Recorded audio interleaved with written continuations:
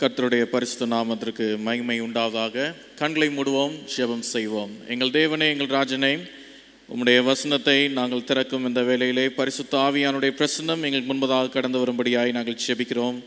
நீர் எங்களை வழிநடத்தும், எங்களுடைய செவிகளையும் எங்களுடைய இருதயத்தையும் திறந்தள்ளும். இயேசுவின் நாமத்தினால் ஜெபிக்கிறோம் எங்கள் நல்ல தகப்பனே, ஆமென். இந்த நாளிலும் தேவ செய்திக்காக நாம் தெரிந்து கொண்ட தலைப்பானது பதிலளிக்கப்படாத ஜெபங்கள். அநேக வருஷங்களுக்கு முன்பதாக ஒரு உபவாச ஜெபத்திற்கு ஒரு திருச்சபையில் செய்தி கொடுக்கும்படியாக அழைக்கப்பட்டிருந்தேன். அந்த செய்தியெல்லாம் கொடுத்து முடிந்து நம்முடைய ஆலயத்தினுடைய முகப்பு பகுதியிலே ஆராதனை நிறைவு பெற்று நிற்பது போல, அந்த ஆராதனை நிறைவு பெற்ற பிற்பாடும் அந்த முகப்பு பகுதியிலே நிற்கும்போது ஒரு சிறுவன் ஒருவன் என்னிடத்தில் வந்து பேசும்படியாக கடந்து வந்தான். அவன் கேட்ட கேள்வி, பாஸ்டர், இன்னைக்கு நீங்க ஜெபம் பண்ண எல்லா ஜெபத்திற்கும் பதில் கிடைச்சிரும் இல்லையா அப்படின்னு சொல்லி கேட்டார்.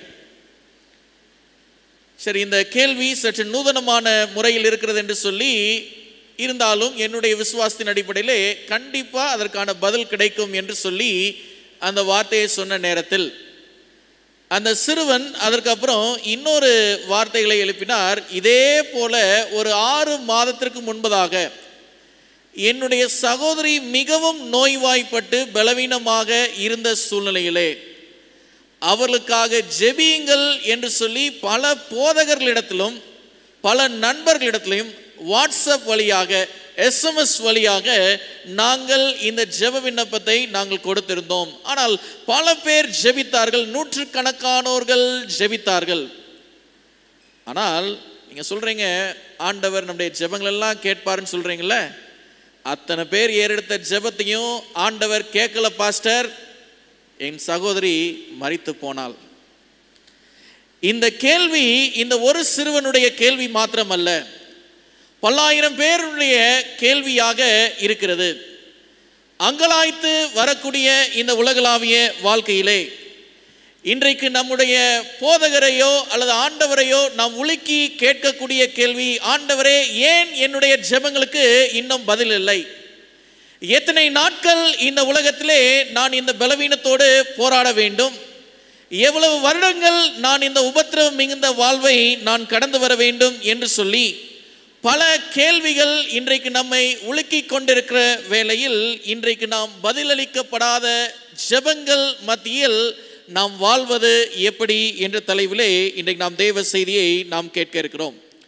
டிசைன் ஆஃப் ஏஜஸ் என்ற புத்தகம் 356வது பக்கம். அம்மையார் சொல்லிக்கிறாங்க, God is bending from his throne to hear the cry of the oppressed. நெருக்கப்பட்டவர்களுடைய உருக்கமான ஜெபங்களை கேட்பதற்கு ஆண்டவர் அவருடைய சிம்மாசனத்திலிருந்து குனிந்து நிற்கிறார். To every sincere prayers, உண்மையாய் ஏறெடுக்கப்படக்கூடிய ஒவ்வொரு ஜெபங்களுக்கும் ஆண்டவருடைய பதில் என்ன தெரியுமா? Here am I, இதோ நான் இருக்கிறேன் என்ற பதில். He uplifts the distressed and downtrodden. மிகவும் தாழ்வான நிலைமையில் இருப்பவர்களை ஆண்டவர் உயர்த்துகிறவராக இருக்கிறார். In all our afflictions he is afflicted. நம்முடைய எல்லா நெருக்கடிகளிலும் அவரும் நெருக்கப்படுகிறார். In every temptations and every trial the angel of his presence is near to deliver. எல்லா விதமான சோதனைகளிலும் எல்லா விதமான சூழ்ச்சிகளிலும் நம்மை பாதுகாப்பதற்கு ஆண்டவர் அவருடைய தூதரை எப்போதும் நம் பக்கத்திலே வைத்திருக்கிறார். எனவே சாட்சியாகவும் சொல்கிறது, ஆண்டவர் நம்முடைய ஜெபங்களை கேட்கிறவர் என்று சொல்லி நாம் வாசிக்கின்றோம். நம்முடைய முன்னோர்கள் நமக்கு சில பாடங்களை நமக்கு சொல்லிக் கொடுத்திருப்பார்கள். ஆண்டவர் இடத்திலே நாம் ஏறெடுக்கப்படக்கூடிய ஜெபங்களுக்கு 3 விதமான பதில் இருக்கிறது. ஒரு பதில் என்ன? ஆமா, எஸ். அடுத்த பதில் என்ன? நோ, இல்லை என்ற பதில். 3வது பதில் என்ன? காத்திரு என்று சொல்லக்கூடிய பதில். எனவே இதே காலங்களை நம்முடைய வேதாகமத்தில் நாம் கடந்து வந்த நம்முடைய முற்பிதாக்களாக இருந்தாலும் சரி, அப்போஸ்தலர்களாக இருந்தாலும் சரி, அவர்களுடைய வாழ்க்கையிலும் சில பதிலளிக்கப்படாத ஜெபங்கள் இருக்கிறது என்பதுதான் உண்மை. இதனால் வேத வாசிப்பிலே நாம் வாசித்தோம் அல்லவா, 2 கொரிந்தியர் 12ஆம் அதிகாரம் வசனங்கள் 7 முதல் 10 வரைக்கும் நாம் பார்க்கும்போது வேதம் சொல்லியிருக்கிறது, அப்போஸ்தலனாகிய பவுலினுடைய ஜெபம் இது. அப்போஸ்தலனாகிய பவுல் தேவனுக்கு பிரியமான ஒரு ஊழியக்காரர். He is an outstanding minister of God. இந்த அப்போஸ்தலனாகிய பவுல் இந்த புதிய ஏற்பாட்டிலே ஏறக்குறைய பாதி பகுதிகளுக்கு நிருபங்களையும் கடிதங்களையும் எழுதி இந்த வேத வாக்கியங்களை நமக்கு கொடுத்திருக்கிற இந்த பவுலனுடைய ஜெபமே ஒரு காலத்தில் என்ன செய்யப்படல? கேட்கப்படல.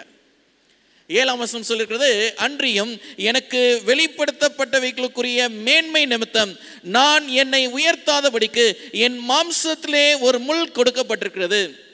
என்னை நான் உயர்த்தாதபடிக்கு அது என்னை கொட்டும் சாத்தானுடைய தூதனாய் இருக்கிறது. 8வது வசனம், அது என்னை விட்டு நீங்கும்படிக்கு நான் 3 தரம் கர்த்தரிடத்தில் வேண்டிக் கொண்டேன். அதற்கு அவர், என் கிருபை உனக்கு போதும், பலவீனத்திலே என் பலன் பூரணமாய் விளங்கும் என்றார். ஆகையால் கிறிஸ்துவின் வல்லமை என் மேல் தங்கும்படி என் பலவீனங்களை குறித்து நான் மிகவும் சந்தோஷமாய் மேன்மை பாராட்டுவேன். அந்தபடி நான் பலவீனமாய் இருக்கும் போதே, 10ஆம் வசனம், பலம் உள்ளவனாய் இருக்கிறேன். ஆகையால் கிறிஸ்துவின் நிமித்தம் எனக்கு வரும் பலவீனங்களிலும் நிந்தைகளிலும் நெருக்கங்களிலும் துன்பங்களிலும் இடுக்கண்களிலும் நான் பிரியப்படுகிறேன் என்று அப்போஸ்தலனாகிய பவுலினுடைய ஜெபம் நமக்கு இப்படியாக சொல்லுகிறது. சரி, பழைய ஏற்பாட்டில் இன்னொருத்தர் இருக்கிறாரு, அவருடைய ஜெபமும் கேட்கப்படலை. யாரு அப்படின்னு சொல்லி நம்ம பார்த்தோம்னா, இஸ்ரவேலின் புகழ்பெற்ற ராஜாவாக சொல்லப்படக்கூடிய தாவீது. சங்கீதம் 22 வசனம் 1-2 ஆகிய வசனங்களை நாம் பார்ப்போம். வேதம் சொல்லுகிறது, என் தேவனே என் தேவனே ஏன் என்னை கைவிட்டீர்? எனக்கு உதவி செய்யாமலும் நான் கதறி சொல்லும் வார்த்தைகளை கேளாமலும் ஏன் தூரமாய் இருக்கிறீர்? என் தேவனே, நான் பகலிலே கூப்பிடுகிறேன், உத்தரவு கொடீர், இரவிலே கூப்பிடுகிறேன், எனக்கு அமைதல் இல்லை. நான் எப்ப ஜெபம் பண்ணாலும் ஆண்டவரே ஏன் நீங்க கேட்காம இருக்கிறீங்க? பகல்ல ஜெபித்தாலும் இரவுல ஜெபித்தாலும் ஆண்டவரே நீங்க ஏன் என்னை கைவிட்டீர்கள் என்ற கேள்வி சங்கீதக்காரனாக இருக்கிற தாவீது மூலமாக எழுப்பப்பட்டிருக்கிறது. Have you experienced the unanswered prayer in your life? உங்களுடைய வாழ்க்கையிலே பதிலளிக்கப்படாத ஜெபங்களை நீங்கள் அனுபவித்தது உண்டா? நீங்கள் நீண்ட காலங்களாக ஜெபித்தும் ஆண்டவர் பதிலளிக்காதது போல உணரும் போது உங்களுடைய வாழ்க்கையின் நிலை எப்படிப்பட்டதாக இருக்கிறது? ஆவிக்குரிய வாழ்க்கையின் பலன் எப்படிப்பட்டதாக இருக்கிறது? 3 முக்கிய பாடங்களை இன்றைக்கு நாம் படிக்க இருக்கிறோம். முதலாவது பாடம் என்னன்னு சொல்லலாம் பார்க்கும்போது, our relationship with Jesus Christ is not based on answered and unanswered prayers but rather on love and gratitude. என்னன்னு சொல்லலாம் பார்க்கும்போது, அன்பும் நன்றி அறிதலுமே நாம் தேவனோடு கொண்டிருக்கிற உறவுக்கு அடையாளம். ஆண்டவர் நம்மளுடைய ஜெபங்களுக்கு பதில் கொடுப்பதனால நான் ஆண்டவரை நேசிக்கிறேன் என்று சொல்வது கிடையாது. ஆண்டவர் மேலே நாம் வைத்திருக்கிற அன்பிற்காகவும் அவர் நமக்கு செய்த நன்மைகளுக்கு நாம் நன்றி அறிதல் உள்ளவர்களாக இருக்கும் போதே நாம் தேவனோடு கொண்டிருக்கிற உறவிற்கான அடையாளமாக இருக்கிறது. Our relationship with Jesus should be based on love and gratitude. தேவனோடு கொண்டிருக்கிற உறவுக்கு அஸ்திபாரமாக அமைய வேண்டியது அன்பும் நன்றி அறிதலுமே என்று சொல்லி நாம் பார்க்கிறோம். எனவே இவை நம்மளுடைய வாழ்க்கையில் பதிலளிக்கப்படாத ஜெபங்களை கடந்து வரக்கூடிய காலத்திலையும் ஆண்டவரோடு நாம் நெருங்கி இருப்பதற்கான அனுபவங்களாக இது இருக்கும் என்று சொல்லி நாம் பார்க்கிறோம். யோபு பக்தனை குறித்து நாம் பார்க்கும்போது அவர் எல்லாத்தையும் இழந்தார், அப்படிதானே? சொத்து சுகத்தை இழந்தாரு, பிள்ளைங்களை இழந்தாரு, இன்னும் அவர் வச்சிருந்த ஆடு மாடுகள் கழுதை எல்லாத்தையுமே அவர் இழந்தாரு. ஆனால் அந்த யோபு யார் என்று சொல்லலாம் பார்க்கும்போது, தேவனுக்கு பயந்தவனும் உத்தமனும் சன்மார்க்கனும் தீமையை வெறுக்கிறவனாகவும் இருந்தான் என்று சொல்லி நாம் பார்க்கிறோம். ஆனா இப்படி இருக்கிற யோபு இதெல்லாம் பாதுகாப்பா இருக்கணும்னு சொல்லி ஜெபம் பண்ணிருப்பாரா? ஜெபம் பண்ணிருக்க மாட்டாரா? என்ன பண்ணிருப்பாரு? ஜெபம் பண்ணிருப்பாரு, அப்படிதானே? பிள்ளைங்க நல்லா இருக்கணும், சரியா? வீட்டில் இருக்க ஆடு மாடுலாம் நல்லா இருக்கணும், அடுத்து வேலைக்காரங்க நல்லா இருக்கணும், என்னுடைய பொசிஷன்ஸ் சொத்து சுகத்தெல்லாம் ஆண்டவர் மிகுதியாக கொடுத்துருக்கீங்க, ஆண்டவரை அதை பாதுகாத்துக் கொள்ளுங்க, இது எல்லாத்துக்காகவும் ஜெபம் பண்ணியிருப்பாரு. ஆனாலும் ஆண்டவராக இருக்கிற இயேசு கிறிஸ்து இந்த யோபின் மேலே ஒரு சோதனையை அனுமதித்தார் என்று சொல்லி நாம் பார்க்கிறோம். சில நேரத்தில் நம்மளுடைய வாழ்க்கையிலும் எவ்வளவுக்கு எவ்வளோ நம்ம ஜெபம் பண்ணுறோமோ அவ்வளோக்குள்ள நமக்கு என்ன வரும்? சோதனை வரும். யோபு 13:15 நம்ம வாசிக்கணும் பாருங்க. அந்த இடத்துல யோபு சொல்றாரு பாருங்க, யோபு 13:15, அவர் என்னை கொன்று போட்டாலும் என்ன செய்ய போறது கிடையாது, அவர் என்னை கொன்று போட்டாலும் அவர் மேல் நம்பிக்கையா இருப்பேன், ஆனாலும் என் வழிகளை அவருக்கு முன்பாக நான் என்ன செய்ய போறது கிடையாது, ரூபகாரம் பண்ணுவேன் சொல்லலாம் பாருங்க. நான் செத்தே போனா கூட சரி, நான் யாரை விட்டு நான் வழி உலக மாட்டேன்? ஆண்டவர் விட்டு நான் வழி உலக மாட்டேன். தேவனுக்கு பிரியமான பிள்ளைகளே, நம்முடைய உறவு ஆண்டவரோடு எப்படிப்பட்டதாக இருக்கிறது? சில நேரத்தில் நம்முடைய வாழ்க்கையில் பார்த்தோன்னா பெரும்பாலும் இன்றைக்கி இருக்கக்கூடிய தலைமுறை வாழ்க்கையில் இதை நான் அனுபவ ரீதியாக பார்த்ததுண்டு. சிலருடைய ஜெப விண்ணப்பங்களுக்காக ஜெபிப்போம், அந்த ஜெப விண்ணப்பம் நிறைவு செய்யப்படும், ஆண்டவருடைய ஆலயத்துக்கு வருவாங்க, பைபிள் படிப்பாங்க, காணிக்கை கொடுப்பாங்க, எல்லாம் செய்வாங்க. ஒருவேளை இந்த ஜெபம் கேட்கப்படலைன்னா வச்சுக்கோங்களேன், என்ன ஆகும்? திருப்பி அவங்கள சர்ச்சில் கூட பார்க்க முடியாது. நம்ம வாழ்க்கை அப்படி இருக்குதா? இன்னைக்கு பதிலளிக்கப்படாத ஜெபம் இன்னைக்கு நம்மை சுற்றி திரியக்கூடிய நாட்களில் நம்மளுடைய வாழ்க்கையில் நாம் அன்பையும் நன்றி அறிதலையும் இல்லாமல் இருந்தோம் என்று சொன்னால் நம்ம ஆண்டவரை விட்டு நம்ம இன்னும் தூரம் போவோம். இதனால என்ன ஆயிரும் என்று சொல்லாம பார்க்கும்போது, இதுக்கப்புறம் நமக்காக எத்தனை பேர் ஜெபம் பண்ணாலும், எத்தனை பேர் உபவாசித்திருந்தாலும் ஆண்டவரால் நமக்கு என்ன செய்ய முடியாது? நல்லது செய்ய முடியாது. அப்ப இன்னைக்கு ஒருவேளை என்னுடைய வாழ்க்கையிலே பதிலளிக்கப்படாத ஜெபம் இருக்கக்கூடிய வேளையில் இன்னைக்கு நான் செய்ய வேண்டியது என்ன என்று சொல்லி நாம் பார்க்கும்போது, வேதம் நமக்கு கற்றுக் கொடுக்கக்கூடிய பாடம் என்ன என்று சொல்லி நாம் பார்க்கும்போது, அவர் மேலுள்ள அன்பும் அவர் எனக்கு செய்த நன்மைக்கான நன்றி அறிதலுமே என்னை கிறிஸ்துவோடு நெருங்கி இருக்க செய்யுமே தவிர, அவர் பதிலளிக்கிற ஜெபங்களோ பதிலளிக்கப்படாத ஜெபங்களோ அல்ல. நான் அவர் மேல் அன்பு கொண்டிருக்கிறேன், அவர் என்னை கொன்னாலும் என்னை சாகடித்தாலும் சரி, அவர் மேலே நான் நம்பிக்கையாய் இருப்பேன். Pastor C.D. புரூக்ஸ் 2016ஆம் ஆண்டு மரித்து போனார்கள். இவருடைய செய்தி எனக்கு ரொம்ப பிடிச்ச ஒரு செய்தி. இவருடைய வாழ்நாட்களினுடைய ஊழியத்தில் ஏறக்குறைய 20,000 பேரை கிறிஸ்துவனிடத்திலே கொண்டு வந்த ஒரு உன்னதமான ஒரு ஊழியக்காரர் அமெரிக்க தேசத்தில் பாஸ்டர் C.D. புரூக்ஸ். அவருடைய செய்தியை கேட்கிறவர்கள் எல்லாமே சொல்லியிருக்கிறாங்க, they come for rebaptism. நம்முடைய சபையில் அதை அனுமதிக்கல, ஆனால் அப்படிப்பட்ட வார்த்தைகளை கொண்டு பிரசங்கிக்கக்கூடிய அளவுக்கு தேவ வல்லமை படைத்த உன்னதமான ஒரு ஊழியக்காரர் இந்த பாஸ்டர் C.D. புரூக்ஸ். இவருக்கு ஒரு நாள் சரீர சுகவீனம் ஏற்படும் போது, அவருக்கு மருத்துவ பரிசோதனைலாம் செய்யும் போது தெரிந்து கொண்டாங்க இவருக்கு பேங்க்ரியாட்டிக் கேன்சர் என்று சொல்லி, கணைய புற்றுநோய் பாஸ்டர் C.D. புரூக்ஸ் அவர்களுக்கு. சரி, இந்த புற்றுநோய் வந்ததும் என்னானதுன்னு சொல்ல பார்க்கும்போது, அவருடைய வல்லமையான பிரசங்கத்தினுடைய வேகம் கொஞ்சம் கொஞ்சமாக குறைய ஆரம்பிக்கிறது. சரி, அந்த பிரசங்கத்தின் வேகம் குறையக்கூடிய நேரத்தில் அவர் கொஞ்சம் கொஞ்சமாக பிரசங்கிக்கக்கூடிய அழைப்புகளையும் ஏற்பதற்கு கொஞ்சம் கொஞ்சமாக அவர் குறைவை வைக்கிறார். சரி, ஒரு நாள் மரண படுக்கையிலே இருக்கும்போது அவருடைய வாலிபர்கள் வந்து போதகரை சந்தித்து, பாஸ்டர் இங்க பாருங்க, 20,000க்கும் மேற்பட்ட ஆத்துமாக்களை கிறிஸ்துவுக்காக சம்பாதித்தீர்கள், வல்லமையான செய்தியை கொடுத்தீங்க, ஏராளமான ஜெபங்களை ஏறெடுத்தாங்க, எத்தனையோ பேர் உங்களுடைய ஜெபத்தினால சொஸ்தமானாங்க. ஆனா இப்ப நீங்க இந்த கணைய புற்றுநோயினால நீங்க என்னாக போறீங்கன்னு எனக்கு தெரியல, உங்களுக்கு ஆண்டவர் மேல கோபமா இல்லையா அப்படின்னு சொல்லி ஒரு கேள்வி கேட்டார். இப்ப அந்த பாஸ்டர் C.D. புரூக்ஸ் கொஞ்ச நாள் இந்த சொல்லி கொஞ்ச நாள் அவர் மரித்து போயிடுறார். சொல்றாரு, I have but one wish, எனக்கு இன்னும் ஒரு ஆசை இருக்குது, to bring one more soul to Christ before I die. நான் சாகறதுக்கு முன்னாடி இன்னொரு ஆத்மாவை கிறிஸ்துவிடத்திலே கொண்டு வரணும். அண்ட் தட்ஸ் யூ அப்படின்னு சொல்றாரு, நீ தான்.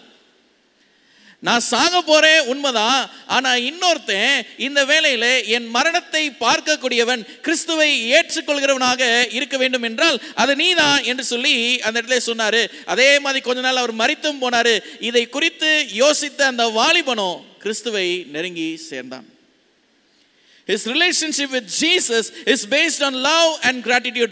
ஆமா, ஆண்டவருக்காக ஊழியம் செஞ்சேன், ஆண்டவர் எனக்கு இந்த நோயை அனுமதித்தாரு, அவர் கொடுத்தா என்ன கொடுக்கலனா என்ன, நான் அவர் மேல அன்பு வைத்திருக்கிறேன், அவருடைய இந்த அழைப்பிற்காக நான் நன்றி அறிதல் உள்ளவனாக இருக்கிறேன், நான் இருந்தாலும் சரி செத்தாலும் சரி ஆண்டவருக்கான வேலையை நான் செய்து முடித்தேன் என்று சொல்லி நிம்மதியான ஒரு மரணத்தை ஏற்றார். யோபின் புத்தகம் 1ஆம் அதிகாரம் 21, 22 ஆகிய வசனங்களை நாம் வேதத்திலிருந்து நாம் பார்ப்போம். யோபின் புத்தகம் 1ஆம் அதிகாரம் 21, 22 ஆகிய வசனங்களை பார்ப்போம். வேதம் சொல்கிறது, நிர்வாணியாய் என் தாயின் கற்பத்திலிருந்து வந்தேன், நிர்வாணியாய் அவ்விடத்திற்கு திரும்புவேன், கர்த்தர் கொடுத்தார் கர்த்தர் எடுத்தார். அடுத்து சொல்லுங்க, கர்த்தருடைய நாமத்திற்கு ஸ்தோத்திரம். சொல்லுவோமா? நம்ம சொல்லுவோமா? சொல்லியிருக்கோமா? சொன்னதில்லை. ஆனா என்ன செய்யணும்? சொல்லணும். இனிமே சொல்லுவோமா? சொல்லுவோம், அப்படிதானே?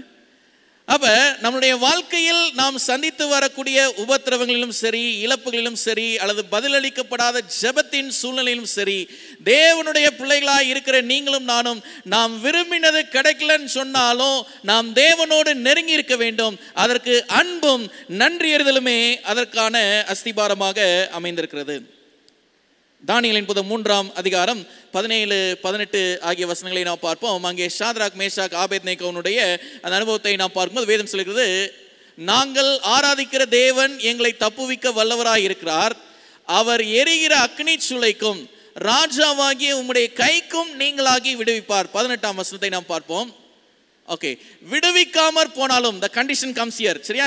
விடுவிக்காமற் போனாலும் நாங்கள் உம்முடைய தேவர்களுக்கு ஆராதனை செய்வதும் இல்லை, நீர் நிறுத்தின பொற்சிலையை பணிந்து கொள்வதும் இல்லை என்பது ராஜாவாகி உமக்கு தெரிந்திருக்க கடவுது என்றார்கள். என்ன ஆனாலும் சரி, ஆண்டவரையும் என்னையும் யாரும் என்ன செய்ய முடியாது, பிரிக்க முடியாது. விசுவாச பிள்ளைகளே, இன்னைக்கு ஜெபத்தில் இன்னைக்கு நீங்கள் துவண்டு போயிருப்பீர்கள் என்று சொன்னால், ஜெபம் ஏறெடுத்து ஆண்டவர் கேட்கல, இதனால் நான் சோர்ந்து போயிட்டேன், இனிமேல் நான் ஜெபம் பண்ண மாட்டேன் என்று சொன்னா, இன்னைக்கு மனசுல நினைச்சு பாருங்க, எந்த சூழ்நிலையிலும் ஆண்டவரையும் உங்களையும் யாரும் பிரிக்க கூடாது. இரண்டாவது பாடத்திற்குள்ளாக நாம் கடந்து செல்வோம். இரண்டாவது பாடம், activate God's promises by complying its conditions. தேவனுடைய ஆசீர்வாதங்களை பெற அவருடைய நிபந்தனைகளை நிறைவேற்றுங்கள். அநேக ஜெபங்கள் பதிலளிக்கப்படாமல் இருப்பதற்கான காரணம் என்னன்னு சொல்லலாம் பார்க்கும்போது, அதனுடைய நிபந்தனைகளை நாம் நிறைவேற்றாதவர்களாக நாம் இருக்கும்போது. திருமண ஆராதனைகளே மணமகன் மணமகளை சேர்த்து வைக்கக்கூடிய ஆராதனையிலே அந்த எக்ஸ்சேஞ்ச் ஆஃப் வாவ்ஸ் சொல்லுவாங்க பார்த்தீங்களா? என்ன சொல்லுவாங்க, உயர்விலும் தாழ்விலும் சுகத்திலும் சுகவீனத்திலும் என்று சொல்லி ஒரு பக்கம் பாசிட்டிவ் இருக்கும், ஒரு பக்கம் நெகட்டிவ் இருக்கும் தானே. போத் எல்லாத்துலேயும் நான் உன்னை நேசித்து உன்னை காத்து உனக்கே நான் கணவனாக இருப்பேன் என்று சொல்லி வாக்குறுதி கொடுக்கிறேன். மனைவி என்ன சொல்லுவாங்க, உனக்கே நான் மனைவியாக இருப்பேன் என்று சொல்லி வாக்குறுதி கொடுக்கிறேன். எதில்? எல்லா அப்ஸ் அண்ட் டவுன்ஸ், எல்லாத்துலேயுமே எல்லா கண்டிஷன்ஸ், எல்லா சூழ்நிலைகள், எல்லா நிபந்தனைகள் எல்லாத்துலேயும் நான் உன் கூட இருப்பேன் என்று சொல்லி உலகத்தின் உறவாகிய திருமணத்திற்குள்ளாக நாம் சில நிபந்தனைகளை நாம் கையாளும் போது, பரலோகத்தின் தேவனோடு இணைய இருக்கிற நீங்களும் நானும் அவருடைய நிபந்தனைகளை நிறைவேற்றுகிறவர்களாக நாம் இருக்க வேண்டும். 2 நாளாகமம் 7ஆம் அதிகாரம் 14ஆம் வசனத்தை நாம் பார்ப்போம். வேதம் சொல்லுகிறது, என் நாமம் தரிக்கப்பட்ட என் ஜனங்கள் தங்களை தாழ்த்தி ஜெபம் பண்ணி என் முகத்தை தேடி தங்கள் பொல்லாத வழிகளை விட்டு திரும்பினால், God keeps conditions here, நிபந்தனைகளை வைக்கிறார். சரியா? ஜனங்கள் என்ன செய்யணும்? தாழ்த்தணும், ஜெபம் பண்ணணும், ஆண்டவருடைய முகத்தை தேடணும், பொல்லாத வழிகளை விட்டு திரும்பணும். இது எல்லாத்தையும் அவங்க செய்தால் வேதம் சொல்கிறது, அப்பொழுது பரலோகத்தில் இருக்கிற நான் கேட்டு அவர்கள் பாவங்களை மன்னித்து அவர்கள் தேசத்துக்கு சேமத்தை கொடுப்பேன். The blessings always comes with conditions. நிபந்தனைகளுக்கு உட்பட்டே ஆசீர்வாதங்கள் இருக்கிறது என்று சொல்லி நாம் பார்க்கிறோம். அநேக ஜெபங்கள் பதிலளிக்கப்படாமல் இருக்கிறது. அதற்கு காரணம் தேவன் அல்ல, அதற்கு காரணம் நம்முடைய அஜாக்கிரதையான கிறிஸ்தவ வாழ்வே. எனவே இந்த நாளில் நல்ல ஒரு விசேஷ பாடலை நம்ம பாடம் கேட்டோம் பார்த்தீங்களா? அந்த பாடலுடைய வரிகள்லாம் கேட்கும்போது ஒரு கிறிஸ்தவ வாழ்க்கைக்கு எப்படிப்பட்ட நல்நடக்கையை கொண்டவர்களாக இருக்க வேண்டும் என்பதனுடைய கருத்தை கொண்ட ஒரு பாடல். எனவே ஒரு மெய் கிறிஸ்தவர்களாக இருக்கிற நீங்களும் நானும் நம்முடைய வாழ்க்கை ஆனது பரலோகத்தின் தேவன் நம்மை பார்க்கும்போது என்ன விதமான குணலட்சத்தோடு நம்ம காத்திருக்கோம். ஒரு பாடல் ஒன்று பாடுவோம் பார்த்தீங்களா? கீழ்ப்படிவோம் கீழ்ப்படிவோம் தேவ சித்தம் செய்வோம், திருவாக்கை நம்பி எப்போதும் கீழ்ப்படிவோம். என்ன அர்த்தம்? பாடுறோம், சரி, என்ன அர்த்தம்? திருவாக்கை நம்பி எப்போதும் கீழ்ப்படிவோம் அப்படின்னா என்ன அர்த்தம்? எப்போதும் கீழ்ப்படிவோம் அப்படின்னா எப்பயுமே அப்படிதானே? நல்லா இருந்தாலும் நல்லா இல்லைனாலும், நல்ல சந்தோஷமா இருந்தாலும் சமாதானத்தை இழந்திருந்தாலும் எல்லாத்துலேயும் ஆண்டவரை நம்ம கீழ்ப்படிவோம்.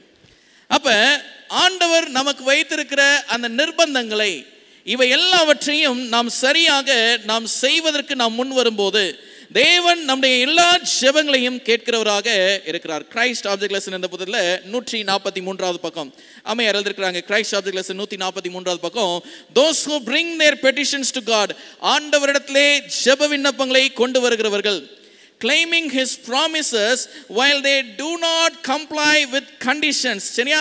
ஆண்டவருடைய வாக்குத்தத்தங்களை நம்புவாங்க, ஆனா ஆண்டவர் வைத்திருக்கிற நிபந்தனைகளை ஏற்றுக்கொள்ளாம ஜெபம் பண்றவங்க என்ன செய்றாங்களா? ஹார்ட் ஸ்டேட்மெண்ட் சொல்லிருக்கிற கடைசி 2 வார்த்தை, இன்சல்ட் ஜெகோவா. யாரை அவமானப்படுத்துறாங்க? நிபந்தனைகளை நிறைவேற்றாமல் ஜெபம் பண்றவங்க யாரை அவமானப்படுத்துறாங்க? ஆண்டவர் அவமானப்படுத்துறாங்க. இப்ப சொல்லுங்க, நம்முடைய ஜெபம் கேட்கப்படுமா? நிபந்தனைகளை நம்ம செய்ய மாட்டோம். ஓய்வு நாளை பரிசுத்தமாய் ஆசரிப்பாயாக, 6 நாளும் நீ வேலை செய்து உன்னுடைய கிரியைகள் எல்லாம் நடப்பிப்பாயாக, 7ஆம் நாளோ உன் தேவனாகிய கர்த்தருடைய ஓய்வு நாள் அல்ல. யாரும் வேலை செய்யக்கூடாது, எல்லாம் எங்க இருக்கணும்? ஆலயத்தில் இருக்கணும். அப்ப இது ஒரு நிபந்தனை, ஒரு கட்டளை. இதை நம்ம செய்யாம நம்ம ஜெபம் செய்வோம் என்று சொன்னால் நம்ம என்ன செய்து கொண்டிருக்கிறோம்? அம்மையார் சொல்லிட்டாங்க, we insult Yahweh. யெகோவா எனும் தேவனை நாம் அவமானப்படுத்துகிறவர்களாக இருக்கிறோம். சரி, அடுத்து, they bring the name of Christ as their authority for the fulfillment of the promises. அவர்களுடைய வாழ்க்கையிலே தேவன் ஒரு ஒரு வாக்குத்தத்தத்தை கொடுக்க வேண்டும் என்பதற்காக கிறிஸ்துவின் நாமத்தை எல்லா இடத்துலையும் சொல்லுவாங்க. சில பேர் பார்த்தீங்களா பேசுவாங்க, ஆண்டவர் கிருபை நல்லா இருக்கிறோம், ஆண்டவர் கிருபை இது கிடைச்சது, ஆண்டவர் கிருபை நான் அங்கே போனேன், ஆண்டவர் கிருபை இங்கே போனேன், எல்லாமே அங்கே ஆண்டவர் சொல்லிடுவோம். பட் இன்சைடு உள்ள என்ன இருக்குது? Inside are we abiding with the conditions? அந்த நிபந்தனைகளுக்கு நாம் உட்பட்டவர்களாக இருக்கிறோமா? தொடர்ந்து சொல்லிக்கிறாங்க, but they do not do those things that would show faith in Christ and love for him. இன்னைக்கு அநேகர் அதை செய்வதில்லை. காரணம் என்னன்னு சொல்லலாம் பாரும்போது, அநேகர் ஆண்டவர் மேலுள்ளான விசுவாசத்தில் குறைவுள்ளவர்களாக இருக்கிறார்கள். I have to set my mind to comply the conditions. நம்மளுடைய மனது என்பது ஆண்டவருடைய நிபந்தனைகளை நிறைவேற்றுவதற்காக பழக்கப்படுத்தப்பட்டதாக இருக்க வேண்டும். ஏன் பதிலளிக்கப்படாத ஜெபங்கள்? நிபந்தனைகள் என்ன செய்யப்படலை? இன்னும் நிறைவேற்றப்படலை. ஏசாயா 59ஆம் அதிகாரம் 1-2 வசனத்தை பார்க்கும்போது அவர் சொல்றாரு, எதனால ஜெபம் கேட்கப்படாமல் இருக்குது? இதோ ரட்சிக்க கூடாதபடிக்கு கர்த்தருடைய கை என்ன செய்யல? குறுகி போகும் இல்லை. கேட்க கூடாதபடிக்கு அவருடைய செவி என்ன செய்யல?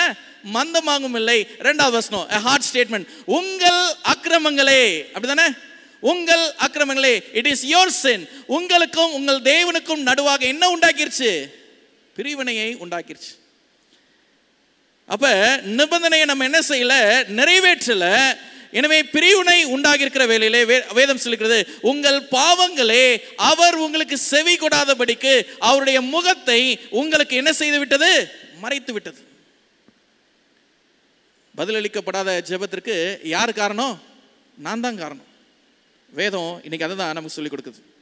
ஒரு சில எடுத்துக்காட்டுகளை நம்ம பார்ப்போம். ஆண்டவர் ஒரு சில நிபந்தனைகளோடு சிலருடைய வேண்டுதலை அவர் நிறைவு செய்தார், அப்படித்தானே?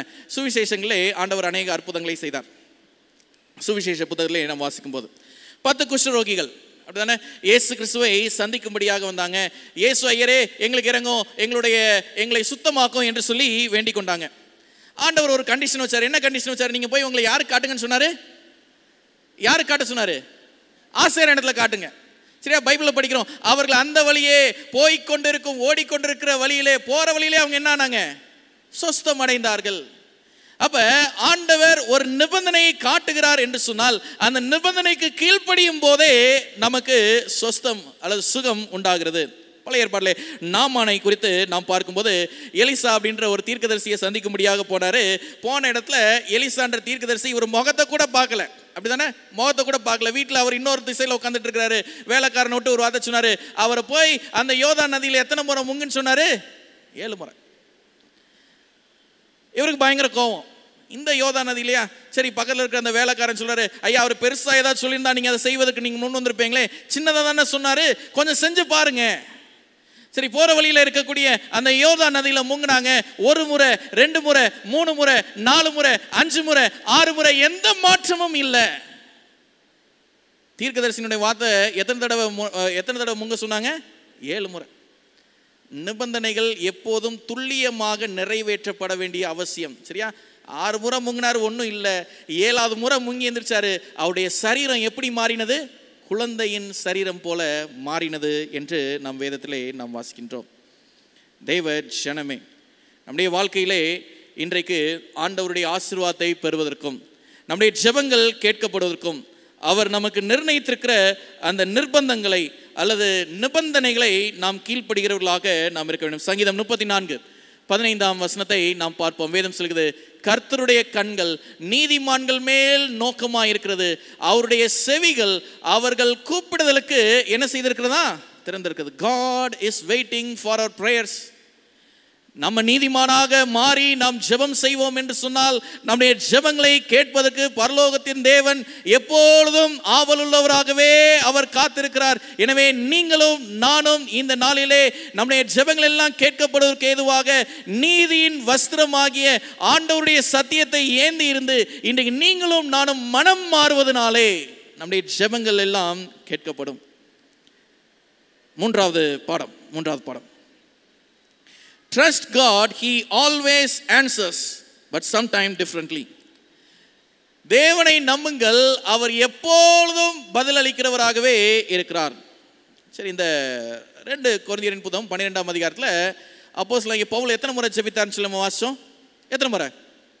3 முறை. ஜெபம் கேட்கப்பட்டுச்சா? கேட்கப்படலை. ஆனால் உண்மையில் என்ன, ஜெபம் கேட்கப்பட்டுச்சா இல்லையா? கேட்கப்பட்டது. சரியா? அவருடைய விண்ணப்பம் நிறைவேறல, ஆண்டவருடைய சித்தம் என்ன ஆச்சுங்க, நிறைவேறிச்சு. அப்படிதானே? அப்ப அந்த பலவீனத்திற்காக இந்த பவுல் ஜெபிக்கும் போது அவர் கேட்டார், ஆண்டவரே எனக்கு சுகத்தை கொடுங்க. அவர் சொன்னார், சுகம் இல்லப்பா, அதுக்கு மேலானதை ஒன்று தாரேன், என்னுடைய கிருபையை உனக்கு தாரேன், அது உனக்கு போதும். பலவீனமான உன்னைய அது பலப்படுத்தும். எனவே இந்த சுகத்திற்காக நீ ஜெபித்து நீ போராடியதில் நீ ஏமாந்து போகல, நீ கேட்கிறதை காட்டிலும் மேலானதை நான் உனக்கு தருகிறேன். வசனங்களை நாம் வாசிப்போம். 2 கொரிந்தியர் 1ஆம் அதிகாரத்திற்குள்ளாக நாம் கடந்து வருவோம். 2 கொரிந்தியர் 1ஆம் அதிகாரம் 19-20 ஆகிய வசனங்களை நாம் பார்ப்போம். 2 கொரிந்தியர் 1ஆம் அதிகாரம் 19-20 ஆகிய வசனங்களை நாம் பார்ப்போம். வேதம் சொல்கிறது, என்னாலும் சில்வானாவாலும் தீமோத்தேயுவினாலும் உங்களுக்குள்ளே பிரசங்கிக்கப்பட்ட தேவகுமாரனாகிய இயேசு கிறிஸ்துவும் ஆம் என்றும் அல்ல, என்றும் இராமல் ஆம் என்றே இருக்கிறார். எங்களால் தேவனுக்கு மகிமை உண்டாகும்படி தேவனுடைய வாக்குத்தத்தங்கள் எல்லாம் கிறிஸ்துவுக்குள் எப்படி இருக்கிறதா, ஆம் என்றும் ஆமேன் என்றும் இருக்கிறதே. தேவனாகிய கர்த்தர், அவருடைய வாக்குகள் எல்லாம் உண்மையானவைகள். அவருடைய வாக்குகள் எல்லாம் நம்மளுடைய வாழ்க்கையிலே செயல்படுத்தப்படக்கூடிய ஒன்று. எனவே தேவன் நிச்சயமாக நம்முடைய ஜெபங்களுக்கு பதிலளிப்பார் என்பது உண்மை. எனவே அவர் பரலோகத்தின் தேவன் நம்மை ஆசீர்வதிப்பதற்காக அவர் ஆவலோடு காத்திருக்கிறவராக இருக்கிறார். அவர் பதில் கொடுக்கிறாரு. அதை கண்டுபிடிக்க வேண்டியது யாருடைய வேலை? யாருடைய வேலை? நம்ம வேலை. It is our duty to find where God is working for us. நான் ஜெபம் பண்ணேன், ஆண்டவர் ஜெபத்தை கேட்கலன்னு சொல்லி ஒரு கிறிஸ்தவன் சொல்லக்கூடாது. நான் ஜெபம் பண்ணேன், ஆண்டவர் எனக்கு கொடுத்தது இது, ஆண்டவர் எனக்கு செய்தது இது, ஆண்டவர் எனக்கு வெளிப்பட்டது இந்த இடத்துல. எனவே ஜெபிக்கிற கிறிஸ்தவர்கள் ஒருவரும் தேவன் எனக்கு பதிலளிக்கவில்லை என்று சொல்லி யாருமே சொல்ல முடியாது. பவுல் 3 முறை ஜெபித்தான்னு சொல்லி பார்த்தோம். ஏன் 4வது தடவை ஜெபித்திருக்கலாமே? ஜெபித்தாரா 4வது தடவை? இல்லை. 3 முறை ஜெபித்ததிலே அவருக்கு பதில் கிடைச்சிச்சு. என்ன பதில் கிடைச்சது? அவருடைய கிருபை எனக்கு கிடைச்சி, அது எனக்கு போதும். என் பலவீனத்தில் அவருடைய பலன் எனக்கு இருக்குது, அது போதும் என்று சொல்லி அப்போஸ்தலனாகிய பவுலின் அந்த திருப்திகரமான சூழ்நிலையை நாம் பார்க்கிறோம். மேரி அண்ட் மார்த்தா, மரியாள் மற்றும் மார்த்தாள் தெரியா, தன் வியாதிப்பட்ட சகோதரனுக்காக அவர்கள் ஜெபித்து கொண்டிருந்தார்கள். சில நாளிலே அவருடைய சகோதரனாக இருக்கிற லாசரு மரித்து போனான். அவன் மரித்து 4வது நாளிலே ஆண்டவராக இருக்கிற இயேசு கிறிஸ்து இங்கே வராரு. மரியாளும் மார்த்தாளும் கண்ணீரோடு ஆண்டவரை பார்த்து சொன்னாங்க, ஆண்டவரே நீங்க இங்க இருந்தீர்கள், ஆனால் என்னுடைய சகோதரன் என்ன செய்திருக்க மாட்டான், மரித்திருக்க மாட்டான். அவங்க எதிர்பார்த்தது சுகம், ஆனா ஆண்டவர் கொடுத்தது என்ன? உயிர்த்தெழுதலை ஆண்டவர் கொடுத்தார். God always answers but in different way. ஆண்டவர் எப்போதும் பதில் கொடுக்கிறவராக இருக்கிறார், ஆனால் சில வித்தியாசமான முறைகளை கையாள்கிறார். அதை கண் திறந்து பார்க்க வேண்டியது நம்மளுடைய கடமையாக இருக்கிறது. ஒரு பாட்டு ஒன்று பாடுவோம்ல, எண்ணி பார் நீ பெற்ற பாக்கியங்கள் கர்த்தர் செய்த யாவும் வியப்பை தரும். அப்போ நம்ம பெற்ற பாக்கியங்கள் நல்லதெல்லாம் இன்னைக்கு மத்தியானம் வீட்டில் போயிட்டு நேரம் இருந்தால் இல்லை, கண்டிப்பாக எழுதி பாருங்க. சரியா? ஒரு பட்டியல் போட்டு எழுதி பாருங்க. உங்களுக்கு எத்தனை வயசு? ஒரு 60 வயசு இல்லை 65 வயசு வச்சுட்டு 65 வயசுல என்னெல்லாம் நல்லது பார்த்தேன்னு சொல்லி எழுதி பாருங்க. இன்னைக்கு இல்லை நாளைக்கு இல்லை, எத்தனை நாள் ஆனாலும் எழுதி முடிக்க முடியாது. ஆண்டவர் இவ்வளவு செய்திருக்கிறாரே. அப்ப ஏன் இன்னைக்கு என்னுடைய வாழ்க்கையில இந்த பதிலளிக்கப்படாத ஜெபங்கள் என்று சொல்லி நாம் பார்ப்பேன் என்று சொன்னால், இன்னைக்கு என் கண்கள் என்ன செய்யல? ஆண்டவரை சரியாக பார்க்கவில்லை. மெசேஜஸ் டு யங் பீப்புள் 250வது பக்கத்தில் சாட்சியாம நமக்கு இப்படியாக சொல்லுகிறது. To every sincere prayer an answer will come. ஒவ்வொரு ஊக்கமான ஜெபத்திற்கும் ஒரு பதில் ஆண்டவர் கொடுக்கிறார்.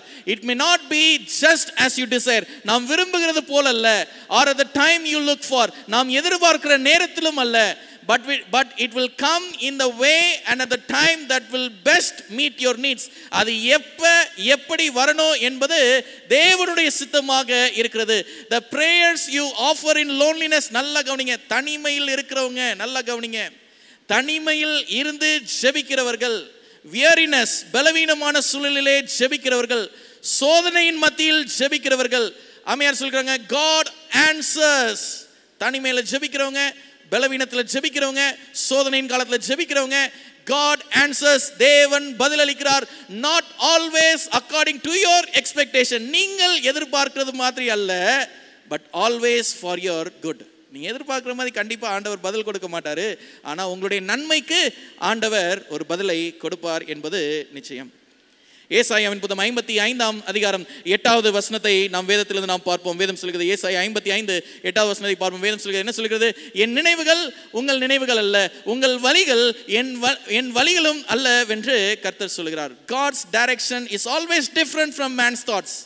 நம்முடைய சிந்தனைக்கு அப்பாற்பட்டதே தேவன் நம்மை வழிநடத்தி செல்லும் திசையாக இருக்கிறது. ரோமரின் நிருபம் 8ஆம் அதிகாரம் 28வது வசனத்தை நாம் பார்ப்போம். அன்றியும் அவருடைய தீர்மானத்தின்படி அழைக்கப்பட்டவர்களாய் தேவனிடத்தில் அன்பு கூறுவர்களுக்கு என்னதான் சகலமும் நன்மைக்கு ஏதுவாக நடக்கிறது என்று அறிந்திருக்கிறோம். எல்லாம் சகலமும். ஒரு நண்பர் எங்க போனாலும் வந்தாலும் ஜெபம் பண்ணிட்டு தான் போவார். ஜெபத்திற்கு அவங்க வீட்டில் குறைவில்லை, குடும்பம் எல்லாம் நல்ல ஜெபத்தில் நல்லா தரித்திருப்பாங்க.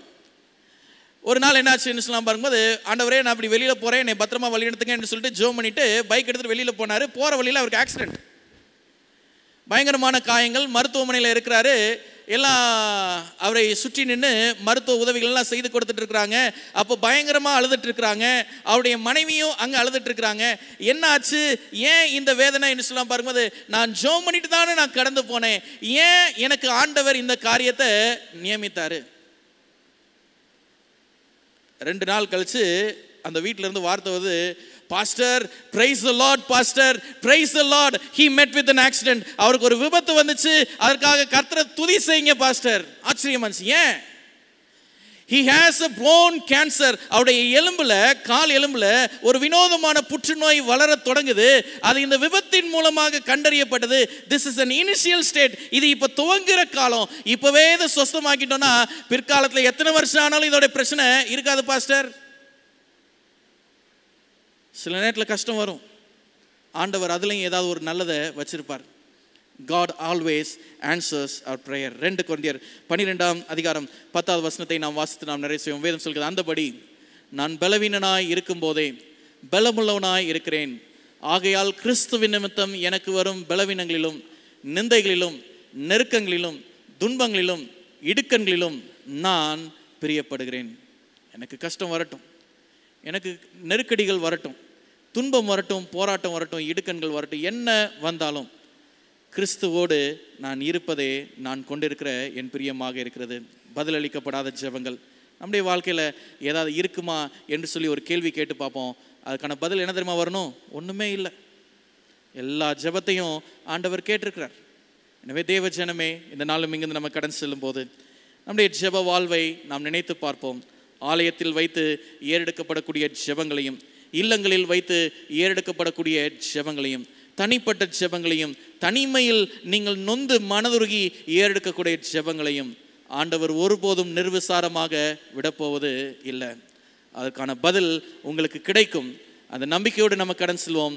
தேவன் நம்ம ஒருவரையும் ஆசீர்வதிப்பாராக. ஆமென். எங்களை நேசிக்கும் எங்கள் எல்லாம் ஆண்டவரே, நாங்கள் எப்பொழுது ஜெபித்தாலும் எங்களுடைய ஜெபத்தை கேட்கிறவரே, இதோ இந்த நாளிலும் நாங்கள் கேட்ட சத்தியத்திற்காக நாங்கள் நன்றி செலுத்துகிறோம். ஆண்டவரே, பதிலளிக்கப்படாத ஜெபத்தின் சூழ்நிலையிலே எங்களுடைய வாழ்க்கையை நாங்கள் பலப்படுத்துவோம் ஆண்டவரே. ஆண்டவரே, நீர் பதிலளிக்கிறதோ பதிலளிக்காமல் இருப்பதோ எங்களுக்கு பெரிதல்ல. நாங்கள் உம்மை நேசித்து உம்மிடத்திலே அன்பு கூறவும் நன்றி அறிதலோடு இருப்பதே எங்களுடைய பிரதான நோக்கம் என்பதை நாங்கள் அறிந்தோம் ஆண்டவரே. ஆண்டவரே, எங்களுடைய ஜெபங்கள் கேட்கப்படுவதற்கு நாங்கள் நிபந்தனைகளை நிறைவேற்றுகிறவர்களாக நாங்கள் இருக்க வேண்டும் ஆண்டவரே. தேவனை நம்புங்கள், அவர் உங்களுடைய ஜெபங்களை கேட்பார், ஆனால் அவர் வித்தியாசமான பதிலை கொடுப்பார் என்று சொல்லி நாங்கள் படித்தோமே. இந்த நாளிலும் இந்த செய்தியை கேட்ட ஒவ்வொரு பிள்ளைகளையும் உம்முடைய கரத்தில் நாங்கள் ஒப்புக் கொடுக்கிறோம். நீர் எங்களுக்கு தேவையான நன்மையும் எங்களுக்கு தேவையான வழிநடத்துதலையும் உம்முடைய சன்னிதானத்தில் உம்முடைய வார்த்தையின் மூலமாக இந்த நாளிலே நீர் கொடுத்ததுக்காக நாங்கள் நன்றி செலுத்துகிறோம். மனம் துவண்டு போய் இருக்கக்கூடிய பிள்ளைகள், ஆவிக்குரிய வாழ்க்கையிலே சோர்வுற்று இருக்கிற பிள்ளைகள், ஏமாற்றத்தை சந்தித்த பிள்ளைகள், துரோகத்தை சந்தித்த பிள்ளைகள், ஆண்டவரே, மனமடிவோடு நெருக்கடியின் நேரத்தில் இருக்கக்கூடிய பிள்ளைகள் யாவரையும் உடைய கரத்திலே நாங்கள் ஒப்புக் கொடுக்கிறோம் ஆண்டவரே. நீர் அவர்களை உம்முடைய கரத்தில் ஏந்தும் உம்முடைய கிருபை அவர்களுக்கு போதுமானதாக இருக்கட்டும் ஆண்டவரே. அவருடைய பலவீனத்திலும் அவருடைய இயலாமையிலும் உம்முடைய பலனே அவர்களுக்கு போதுமானதாக இருக்கட்டும். அவர்களை வழிநடத்தும் ஆண்டவரே. இந்த நாளிலும் இந்த தொழுகையில் பங்கு பெற்று கடந்து செல்கிற பிள்ளைகள் யாவரும் நிறைவான தெய்வ சமாதானத்தோடு கடந்து செல்வதற்கும் உம்முடைய வழிநடத்துதலை அவருடைய சகல நாட்டிலும் பார்ப்பதற்கு ஏதுவாக உம்முடைய கிருபை அவர்களுக்கு நெருக்கமாய் இருக்கும்படியாய் நாங்கள் ஜெபிக்கிறோம். அப்போஸ்தலனாகிய பவுல் ஜெபித்தும் அவனுடைய ஜெபத்திற்கு கர்த்தர் ஒரு மாறான பதிலை கொடுத்தது போல, இதோ இந்த நாளிலும் ஆண்டவரே, நாங்களும் ஜெபங்களை ஏறெடுக்கும் போதும் எங்களுடைய ஜெபங்களுக்கு நாங்கள் விரும்புவது போல நீர் பதிலளிக்காவிட்டாலும் உம்முடைய சித்தத்தின்படி எங்களுக்கு ஒரு பதில் உண்டாகும் என்பதே நிச்சயமாக இருக்கும்போது, ஆண்டவரே, இதோ இந்த நாளிலும் இந்த ஜெபத்தை நாங்கள் ஒருபோதும் அசட்டை செய்யாதபடிக்கு, ஜெபத்தை நாங்கள் உதாசீனப்படுத்தாதபடிக்கு, எங்களுடைய ஆத்துமா செழித்திருக்க, எங்களுடைய சபைகள் செழித்திருக்க, எங்களுடைய குடும்பங்கள் செழித்திருக்க, இந்த ஜெபத்தின் மேலே நாங்கள் அஸ்திபாரமாக கொண்ட ஒரு வாழ்வை நாங்கள் துவங்குவதற்கு நீர் கிருபை பாராட்டும் ஆண்டவரே. இந்த நல்ல நாளிலுமாக இங்கிருந்து கடந்து செல்லக்கூடிய ஒவ்வொரு பிள்ளைகளும் அனுதினமும் ஜெபிக்கிறவர்களாக மாறுவதற்கும், ஜெபத்திலே அவர்கள் வேரூன்றி நிற்பதற்கும், தேவ தயவினாலே இந்த உலகத்தில் வெற்றி மேல் வெற்றி அடைவதற்கு நீர் கிருபை பாராட்டும்படியாய் நாங்கள் ஜெபிக்கிறோம். இந்த நாளிலும் எங்களை உம்முடைய கரத்திலே நாங்கள் ஒப்பு கொடுத்து கடந்து செல்கிறோம். புதிய மாதத்தை நாங்கள் துவங்கி இருக்கும் வேளையிலே இந்த மாதத்தின் நாட்களை எல்லாவற்றையும் நாங்கள் கடந்து வருவதற்குண்டான பலனையும் கிருபைகளையும் எங்கள் கொடுத்தரலும். இயேசுவின் நாமத்தினால் ஜெபிக்கிறோம் எங்கள் ஜெபங்கள் நல்ல தகப்பனே, ஆமேன். என் ஆத்மாவே கர்த்தரை ஸ்தோத்திரி, என் முழுவதுமே கர்த்தர் நாமத்தை ஸ்தோத்திரி, என் ஆத்மாவே கர்த்தரை ஸ்தோத்திரி, கர்த்தர் செய்த சகல வார்த்தையும் மறவாதே, ஆமேன். நம்முடைய கர்த்தராக இருக்கிற இயேசு கிறிஸ்துவினுடைய அன்பும் பிதாவானுடைய வழிநடத்துதலும் பரிசுத்த ஆவியானுடைய பிரசனமும் தேவ தூதருடைய பாதுகாவலும் விசேஷமாக இந்த நாளின் செய்தியை கேட்டு அர்ப்பணித்திருக்கிற ஒவ்வொரு விசுவாச பிள்ளைகளோடும் குடும்பங்களோடும் இன்றும் என்றும் சதா சர்வகாலமும் இருப்பதாக, ஆமேன்.